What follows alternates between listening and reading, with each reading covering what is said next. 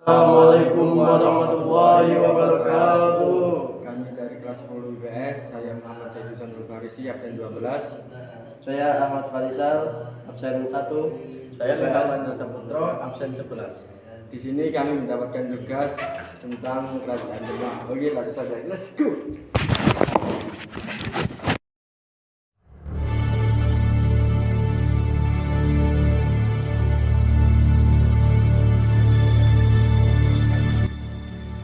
Jika kamu seorang muslim sejati, maka perintah diikuti, larangan dijauhi. Dan alangkah lebih indah lagi kamu memahami Islam berkembang di negeri tercinta ini.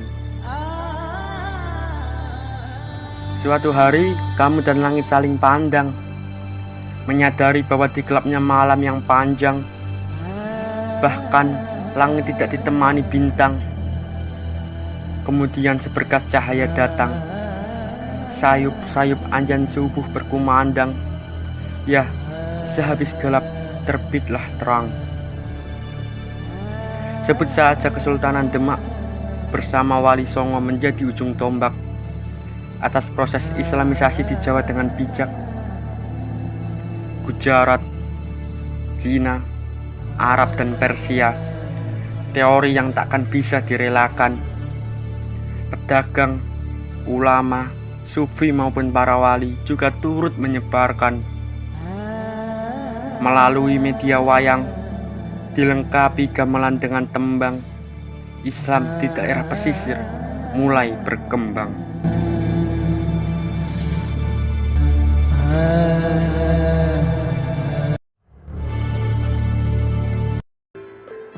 Tak kala berdirinya Kerajaan Samudra Pasai sebagai kesultanan pertama di Indonesia, kemudian dibuntuti Kerajaan Demak yang menjelma menjadi kesultanan pertama di Pulau Jawa. Mula-mula daerah yang dikenal dengan nama Bintoro alias Gelagah Wangi yang merupakan daerah kadipaten dalam genggaman kekuasaan Majapahit. Kerajaan Demak dipertuan pertama oleh Raden Patah.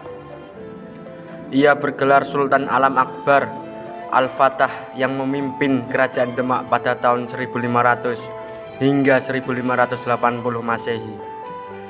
Demak berhasil menggantikan peranan Malaka selepas Malaka jatuh ke tangan Portugis 1511. Pada tahun 1513 Masehi, Demak melakukan gempuran terhadap Portugis di Malaka di bawah komando Adipati Yunus atau dikenal dengan sebutan Pangeran Sabrang Lor, menjadi panglima perang yang berani. Ia berusaha membendung pengaruh Portugis untuk tidak merambak ke Jawa. Itu yang menjadi akar digantikannya Raden Patah oleh Adipati Yunus pada tahun 1521 Masehi hingga 1546 Masehi. Adipati Yunus digantikan oleh adiknya Sultan Trenggono, sehingga Demak mengalami masa kejayaan. Kekuasaan meliputi dari ujung barat Pulau Jawa alias Banten sampai dengan ujung timur Pulau Jawa atau bisa kita sebut sebagai Madura.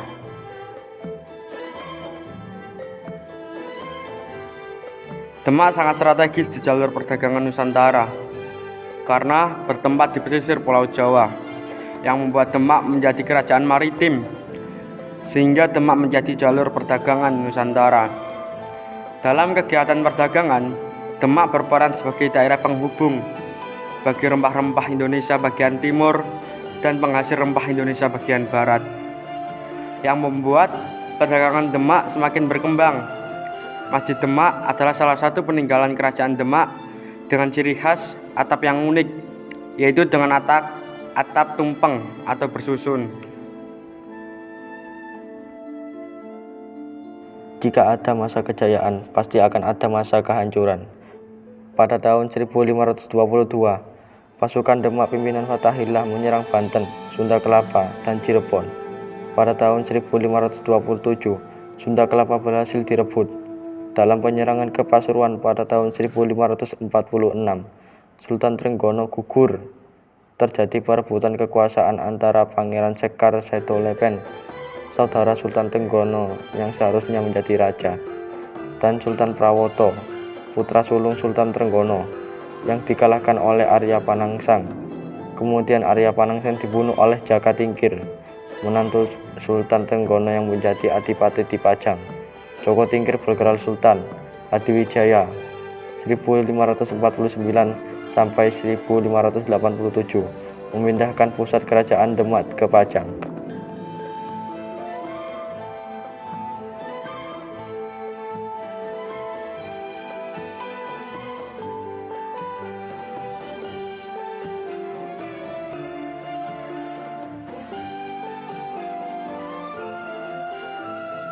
Kepada kalian semua yang telah menonton video kami, mohon maaf bila kami ada salah, dan ini adalah tugas SCI kelas 10 terakhir kami. Semoga dapat menginspirasi dan dapat membanggakan Pak Misbah, Dan semoga ilmu yang diberikan menjadi manfaat, barakah, warahmah. Selamat dunia dan akhirat.